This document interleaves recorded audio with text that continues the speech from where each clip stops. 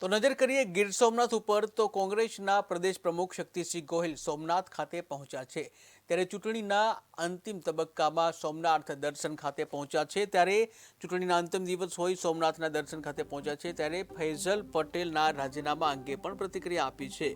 કોંગ્રેસના ઉમેદવારોને અભિનંદન પાઠવ્યા છે। ત્યારે ભાજપ અને તંત્ર પર આકરા પ્રહાર કરવામાં આવ્યા છે। ત્યારે કોડીનારમાં જાહેર સભાને સંબોધવામાં આવી હતી। આવો જોઈએ કોંગ્રેસના પ્રદેશ પ્રમુખ શક્તિસિંહ ગોહિલે શું કહ્યું। અહેમદભાઈ પટેલ અમારા માટે, કોંગ્રેસ માટે એક વર્ષો સુધી નાત જાત ધર્મ જોયા વગર કોઈ પણ માણસને હંમેશા મદદરૂપ થવા તત્પર રહેલા હતા। એમના જવાથી એક મોટી ખોટ પડી। કેટલીક વ્યક્તિઓ હોય છે કે એનો વિકલ્પ ના મળે, આજે પણ અહેમદભાઈનો વિકલ્પ ના મળી શકે।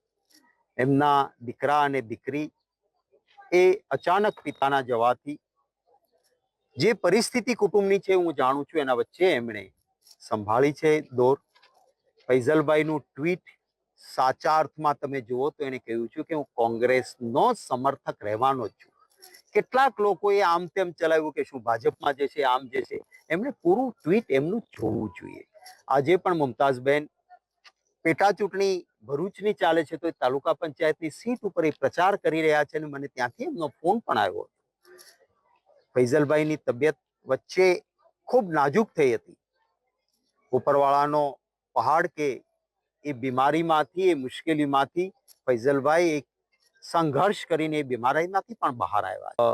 અહેમદભાઈ પટેલ અમારા માટે, કોંગ્રેસ માટે એક વર્ષો સુધી નાત જાત ધર્મ જોયા વગર કોઈ પણ માણસને હંમેશા મદદરૂપ થવા તત્પર રહેલા હતા। એમના જવાથી એક મોટી ખોટ પડી। કેટલીક વ્યક્તિ